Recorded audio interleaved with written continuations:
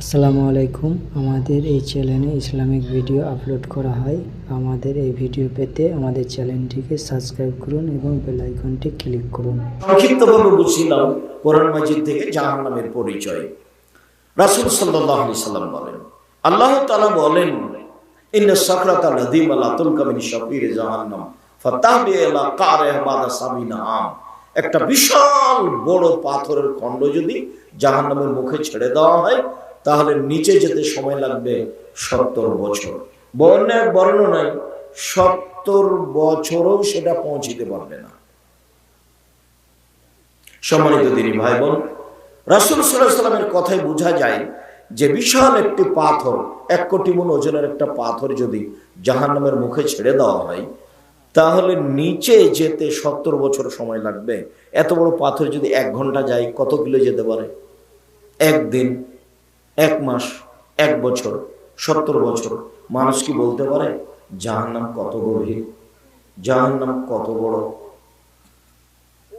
আবার জাহান্নামের নিচে যারা থাকবে, সবচেয়ে নিচে, তারা হলো মুনাফিক। ইহুদি, খ্রিস্টান, হিন্দু জাহান্নামে যাবে, তবে তারা কোথায় থাকবে এই কথা উল্লেখ করা হয়নি। যেহেতু তারা মুহাম্মদ সাল্লাল্লাহু আলাইহি সাল্লামকে মেনে নেয়নি, কাজেই তার ফলাফল জাহান্নাম। কিন্তু কোথায় থাকবে এই কথা উল্লেখ হয়নি। তবে যারা মুনাফিকি করে এর কথা ওকে লাগায়, ওর কথা একে লাগায়, এগুলো হয় সাধারণত নির্বাচন করলে, দল করলে, এগুলো এমনিতেই মানুষের ভিতরে চলে আসে। মুনাফিকি স্বাভাবিকভাবেই চলে আসে। কেউ কারো কাছে ভালো হওয়ার জন্য কারো বদনাম করে, কেউ কিছু পাওয়ার জন্য কারো বদনাম করে, কেউ নিজের সুবিধার জন্য বদনাম করে। এটাও হয়ে থাকে। যার জন্য আপনাকে আমি দোকানে বসে আড্ডা পিটতে নিষেধ করেছি। বলেছি 4টা কাজ করবেন জরুরিভাবে। 1, 5 ওয়াক্ত সালাত আদায় করবেন।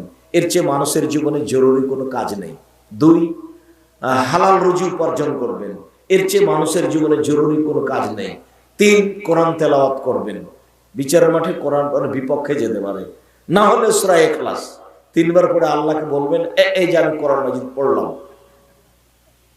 4, 2 জন যেখানে বসে আছে সেখানে বসবেন না, যার নাম আড্ডা পিটা, যার নাম গল্প করা। দোকানে বসে মাথায় টুপি আছে, এসার সালাত আদায় করে বসে আছে, ল্যাংটা মেয়ে নাচছে। আচ্ছা, আপনার একটু লজ্জা হয় না কেন? শরম লাগে না কেন? আপনারা যারা আছেন সামনে, জীবনে যেন আর কোনোদিন এভাবে টিভির সামনে বসছেন না দোকানে, এটা শরমেরও তো ব্যাপার আছে। আপনাকে যদি এখন জিজ্ঞাসা করা যায় আপনি কেমন মানুষ, তা আপনি বলতে পারবেন না যে আমি ভালো। এবং যে চোর চোরঠা শয়তান, ওকে যদি জিজ্ঞাসা করা হয় আপনি কেমন, তো আপনার কথা ভালো বলবেন না। কেমনে আপনি দোকানের সামনে বসে থাকেন, টিভি চলে, ল্যাংটা মেয়ে নাচে, সেখানে আপনি কেমনে সহ্য করতে পারেন? এটা লজ্জা থাকা দরকার। লজ্জা যখন থাকে না, ঈমান তখন থাকে না। আল্লাহ রাসূল বলছেন, আল্লাহ হায়ুল ঈমান কারনা জামিয়া ও করিনা জামিয়া, কারনাও জামিয়া। ঈমান এবং লজ্জা একসাথে জমা ধরে আছে। এই যে রফি আহাদু ওয়া রফিল আখার, যখন দুটার একটা উঠে যাবে তখন আরেকটা এমনিতেই চলে যাবে। দুটার একটা যখন উঠিয়ে দেওয়া হবে তখন আরেকটা এমনিতেই চলে যাবে। যার লজ্জা নেই তার ঈমান নেই, যার ঈমান নেই তার লজ্জা নেই, যার লজ্জা নেই তার ঈমান নেই। আপনি বুঝতে পারেন না, একটা লোক 5 ওয়াক্ত সালাত আদায় করে, রমজান মাসে সিয়াম পালন করে, হজও করেছে, আবার দোকানে বসে আড্ডাও পিটে, টিভিও দেখে, আবার জর্দাও গুলো খায়। কেন খায়? একটা মেয়ে 5 ওয়াক্ত সালাত আদায় করে, বোরকা পরে চলে, আবার স্বামী থাকে না তখন প্রেমের গল্প করে। এটা কেন করে? ও তো বোরকা পরে আছে, ও তো 5 ওয়াক্ত সালাত আদায় করে, স্বামীর টাকা পয়সা আছে মর্মে উমরাও করে, হজও করে। যখন স্বামী বাড়িতে থাকে না তখন ঠিকই মোবাইলে প্রেমের গল্প করে। আবার যখন ছেলে মেয়েকে অন্তরালে আড়ে রেখে ওই মোবাইলে ল্যাংটা ছবি দেখতে থাকে। এটা কেন? এটা হলো তার ঈমান কম।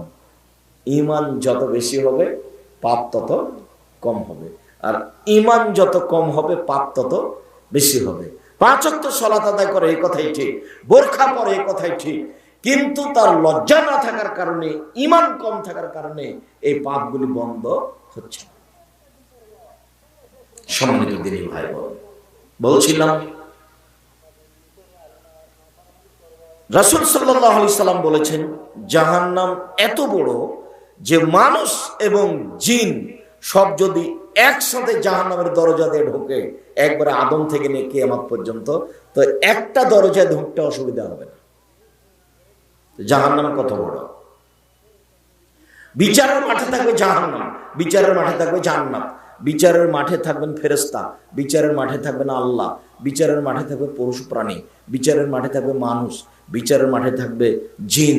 তাহলে বিচারের মাঠ কত বড়! আল্লাহ তাআলা বলছেন ওয়াইদাল আরদুল মুদ্দাত, যেদিন পৃথিবীকে সম্প্রসারিত করা হবে, আরো বড় করা হবে। কত বড় করা হবে আল্লাহ ভালো জানেন।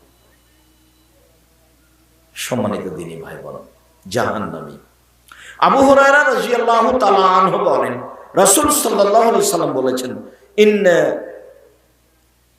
গিলজা জিলদে জাহান্নাম ইসনানে ওয়া আরবাউনা যিরা, একজন জাহান্নামীর গায়ের চামড়া, অন্য গিলজা জিলদেহি, একজন জাহান্নামীর গায়ের চামড়া হবে 42 হাত মোটা।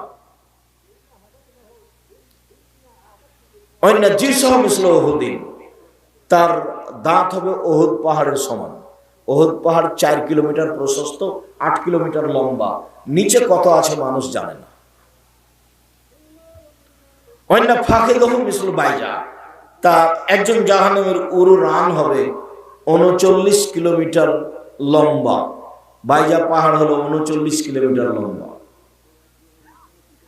রাসূল সাল্লাল্লাহু আলাইহি সাল্লাম বললেন, অন্য মাজলিসু মিন জাহান্নাম মা বাইনা মক্কা ওয়াল মদিনা, একজন জাহান্নামীর বসার জায়গা হবে মক্কা থেকে মদিনা 450 কিলোমিটার।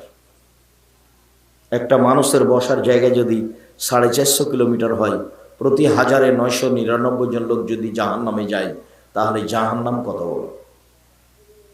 সম্মানিত দিনী ভাই বোন, বলছিলাম জাহান্নামের পরিচয় সংক্ষিপ্তভাবে। জাহান্নামকে বিচার মাঠে টেনে নিয়ে যাওয়া হবে। আল্লাহ তাআলা বলেন, ও জিয়া ইয়াউমা ইযিম বিজাহান্নাম, যেদিন বা জাহান্নামকে বিচার মাঠে টেনে হেঁচড়ে নিয়ে যাওয়া হবে। আব্দুল্লাহ ইবনে মাসউদ রাদিয়াল্লাহু তাআলা আনহু বলেন, রাসূল সাল্লাল্লাহু আলাইহি সাল্লাম বলেছেন, জাহান্নামকে টেনে হেঁচড়ে বিচার মাঠে নিয়ে যাওয়া হবে। আল্লাহ সাবুনা আল ফাজিমাম, জাহান্নামের গায়ে লাগানো থাকবে 70,000 লোহার রশি। মাকুলি সিমামিন সাবুন আলফা মালাক, প্রত্যেক রশির সাথে থাকবেন 70,000 ফেরেশতা। একজন ফেরেশতার এত ক্ষমতা, এই বিশাল পৃথিবীতে এইভাবে হাত ঢুকিয়ে গোটা পৃথিবী উল্টে দিতে পারে। একজন ফেরেশতার এত ক্ষমতা, এত ক্ষমতাধর ফেরেশতা। এক একটা রশিতে থাকবে 70,000, আর 70,000 রশি জাহান্নামের গায়ে লাগানো থাকবে। এই রশি ধরে টেনে হেঁচড়ে বিচারের মাঠে নিয়ে যাওয়া হবে।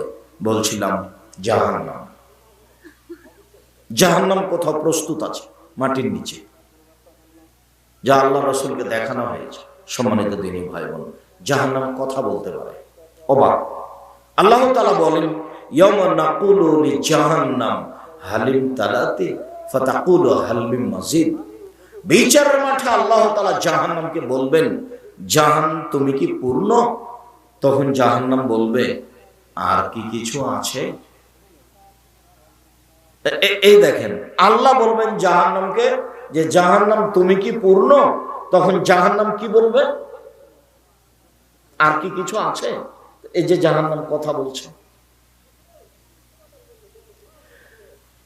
আবু হুরায়রা রাদিয়াল্লাহু তাআলা আনহু বলেন, রাসূল সাল্লাল্লাহু আলাইহি ওয়াসাল্লাম বলেছেন, লা তাযালু ইউলকা জাহান্নাম ফাতাকুলু হাল মিন মাজিদ, সর্বদা জাহান্নামে মানুষকে নিক্ষেপ করা হবে, আর জাহান্নাম বলতেই থাকবে, আর কি কিছু আছে?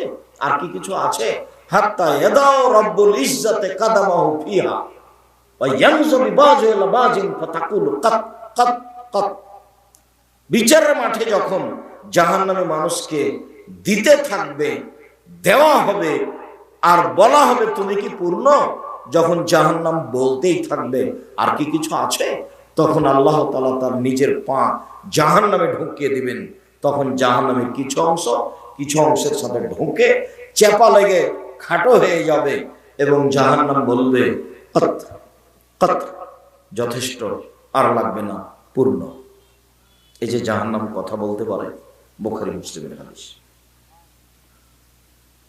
সম্মানিত দিনী ভাই বোন, আবু হুরায়রা রাদিয়াল্লাহু তাআলা আনহু বলেন, রাসূল সাল্লাল্লাহু আলাইহি সাল্লাম বলেছেন, ফাস্তাকাতিন নারু ইলা রাব্বিহা, একদা জাহান্নাম তার প্রতিপালকের কাছে অভিযোগ করলো।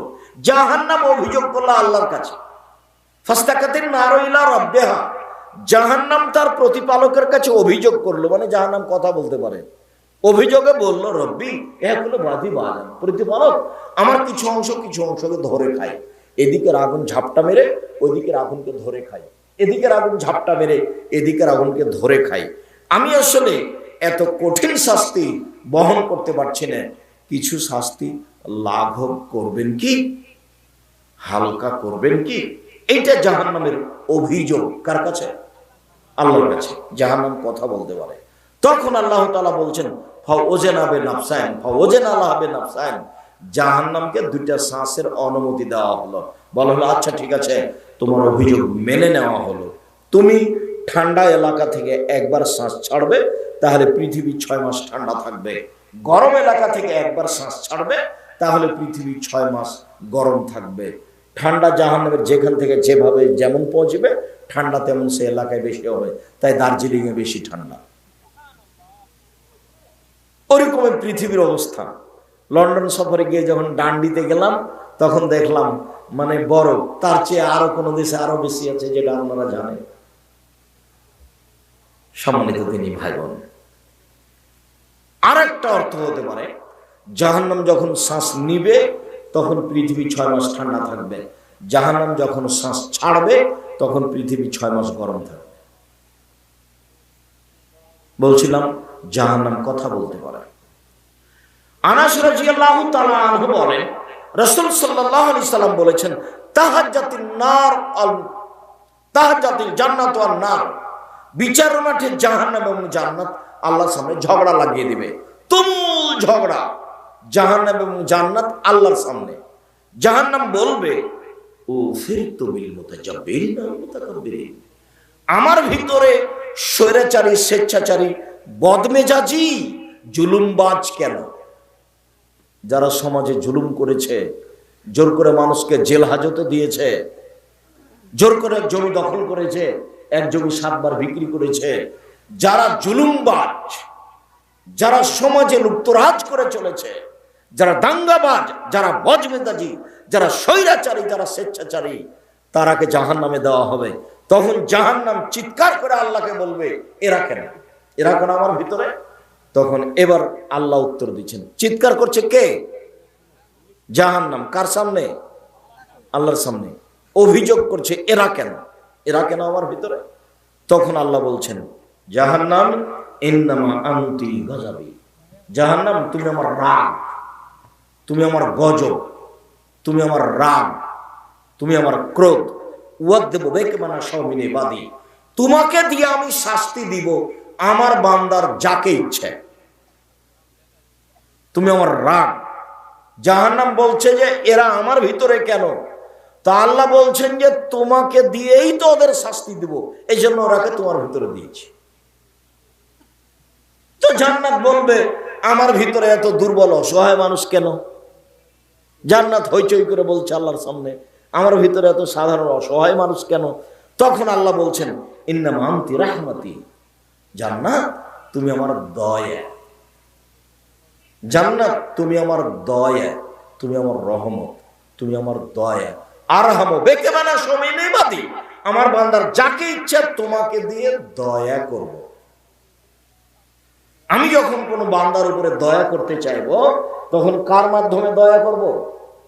তোমার মাধ্যমে। জান্নাত তোমার মাধ্যমে। জান্নাত তুমি আমার দয়া, জাহান্নাম তুমি আমার রাগ, তুমি আমার ক্রোধ। যার উপরে আমি রাগ করে আছি তাকে তোমাকে দেব। এই জন্য স্বৈরাচারী, স্বেচ্ছাচারী, বদমেজাজি, অহংকারী, জুলুমবাজ, লুপ্তরাজ তোমার ভিতরে আছে, আর সাধারণ অসহায় মানুষ জান্নাতে আছে।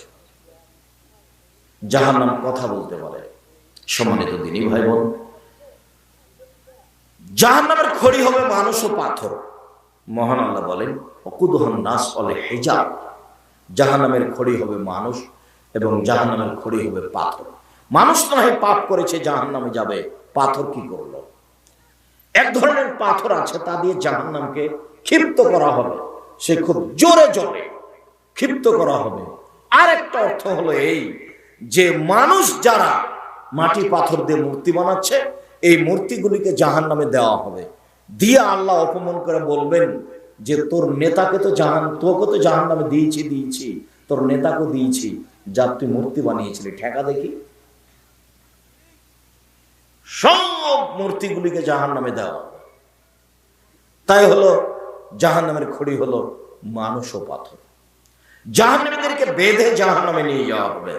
আল্লাহ তাআলা বলেন, খুযুহু ফাগুল্লুহু সুম্মা জাহিমা সাল্লুহু, এদের ধরো, এদের শেকলবন্দি করো, এদের টেনে হেঁচড়ে জাহান্নামে নিয়ে যাও।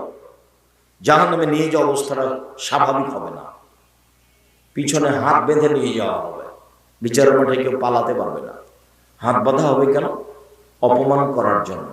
মূলত এটি রংপুর গাইবান্ধা পলাশবাড়ির মজিবুর বিএসসি বলেছিলেন, আমি জেলে যেতে এমনিতে রাজি আছি, আমার হাতে হাত কড়া দেওয়া হবে, এইটা আমি আসলে মেনে নিতে পারি না, আমার মান-ইজ্জতের ব্যাপার, আমি এমনিতেই যাব। মানে হাতে হাত কড়া দিয়ে যেতে রাজি নয়, এটা একটা মান সম্মানের ব্যাপার। কালকে ইন্দিরা গান্ধীর হাত পিছন দিকে বাঁধা থাকবে, কেউ খুলতে পারবে না। ফেরাউনের হাত পিছন দিকে বাঁধা থাকবে, কেউ খুলতে পারবে না। যত স্বৈরাচারী জুলুমবাজ অল্প সময় বাঁচতে এসে মানুষের প্রতি অত্যাচার করছে, মানুষকে জেল হাজতে দিচ্ছে, মানুষের জমি জোর করে দখল করছে, মানুষকে অপমান অপদস্থ করছে, এদের হাত পিছনে বাঁধা থাকবে, কেউ খুলতে পারবে না। সেদিন আর দূরে নেই, সেটা মরলে।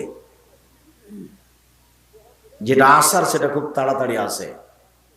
কিয়ামত এক রোজ আকে রহেগি, যেটা আসার সেটা আসবে। কিয়ামত একদিন আসবে। ছেলেটার পরীক্ষা শুনেছিলাম 20 দিন পরে। আব্বু তোমার পরীক্ষা কবে? আর 15 দিন আছে আব্বু। করতে করতে পরীক্ষা একদিন হয়ে গেছে। আমাদের ঈদ কবে? কুরবানির ঈদ আর 5 দিন, আর 7 দিন, তারপর একদিন কি হয়ে গেছে? ঈদ চলে এসেছে, হয়ে গেছে। যেটা আসার সেটা চলে আসে। মরণ একদিন চলে আসবে, কিয়ামত তার নাম, কিয়ামত একদিন চলে আসবে, কেউ ঠেকাতে পারবে না। জাহান্নামের উল্লেখযোগ্য শাস্তি হচ্ছে জাক্কুম গাছ। মহান আল্লাহ বলেন, ইন্নাহা শাজারাতুন তাখরুজু ফি আসলিল জাহিম। জাক্কুম গাছ জাহান্নামের নিচে থেকে গজিয়ে বের হয়। অবাক যে পানির ভিতর থেকে ঘাস গজিয়ে বের হয় উপরে উঠে। যাদের বাড়ি নদীর পাশে তারা দেখেছে যে আমরা চাঁপাইনবাবগঞ্জের ভাষাতে তাকে দাম বলি, ওই মাটি পানির ভিতর থেকে গজে উপরে উঠে ভাসছে, অথচ পানিতে ঘাস গজার কথা নয়।